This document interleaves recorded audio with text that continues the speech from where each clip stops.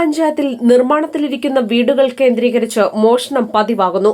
വീടുകളിലെ electric wiring സാധനങ്ങളാണ് മോഷ്ടിക്കുന്നത്. ഒരാഴ്ചയ്ക്കിടെ 2 ഇടങ്ങളിലാണ് സമാന രീതിയിൽ മോഷണം നടന്നിട്ടുള്ളത്.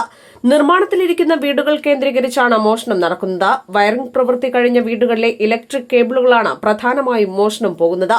ബുധനാഴ്ച രാത്രിയിൽ പൂക്കോട്ടുംപാടം എടക്കര മലയോര പാതയോരത്തെ പറയങ്കാട് ഡയാലിസിസ് സെന്ററിന് സമീപം നിർമ്മാണത്തിലുള്ള മേലെടുത്ത് ഹസ്കറിന്റെ വീട്ടിലാണ് മോഷണം നടന്നത്.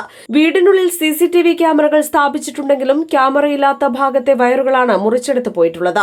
വയറിംഗ് പൂർത്തീകരിച്ച സീലിംഗ് പ്രവൃത്തി അടക്കം കഴിഞ്ഞ വീടാണിത്. വിവിധയിടങ്ങളിലെ കേബിളുകൾ മുറിച്ചെടുത്തതിനാൽ വീടിന്റെ മിക്ക ഭാഗത്തും പുതിയ കേബിൾ ഇടണം. എന്നാൽ വയറിംഗിന് ശേഷം സീലിംഗ് നടത്തിയതിനാൽ ഇനി വയറിംഗ് ചെയ്യണമെങ്കിൽ സീലിംഗ് മുഴുവനും പൊളിച്ചു മാറ്റണം. ഇതിനുശേഷം വീണ്ടും സീലിംഗ് പ്രവൃത്തി നടത്തണം. ഈ പ്രവൃത്തിയെല്ലാം ചെയ്തു വരുമ്പോഴേക്കും സാധനങ്ങളും പണിക്കൂലിയുമടക്കം 6 ലക്ഷം രൂപയുടെ അധിക ബാധ്യതയും ഉണ്ടാകുമെന്ന് വീട്ടുകാർ പറയുന്നു.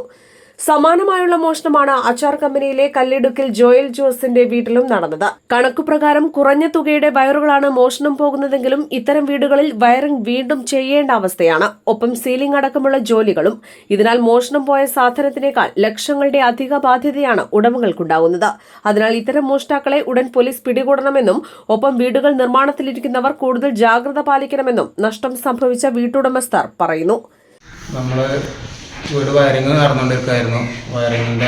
വയറിപ്പോൾ ഞങ്ങൾ ഇന്നലെ രാത്രി അയൽവക്കാരുടെ സൗണ്ട് കേൾക്കുന്നുണ്ട് പറഞ്ഞിട്ട് ഇവിടെ വന്ന് നോക്കുമ്പോൾ പിന്നെ ഇന്ന് രാവിലെയാണ് കണ്ടത് വയറെല്ലാം കട്ട് ചെയ്ത് കൊണ്ടിട്ടുണ്ട്. വയറിങ് നടക്കുന്ന വീട് വയർ ഫുള്ളായിട്ട് കട്ട് ചെയ്ത് കൊണ്ടിട്ടുണ്ട്. ഒരു ചെറിയ പീസുകളെ കൊണ്ടിട്ടില്ല. പക്ഷേ നമുക്ക് മൊത്തം വീടിൻ്റെ നഷ്ടമാണ് വന്നിട്ടുള്ളത്. വയറിങ്ങിൻ്റെ ഫുള്ള് വയറും എല്ലാം അതിൻ്റെ തലയൊക്കെ കട്ട് ചെയ്ത് കൊണ്ടുപോയ രീതിയിലാണ് കണ്ടത്.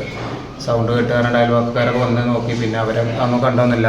അങ്ങനെയാണ് മതിൽ ചാടിയിട്ട് എന്തോ കയറിയിട്ടാണ്. CC ക്യാമറ ഉണ്ട്, അതിലൊന്നും വന്നിട്ടില്ല.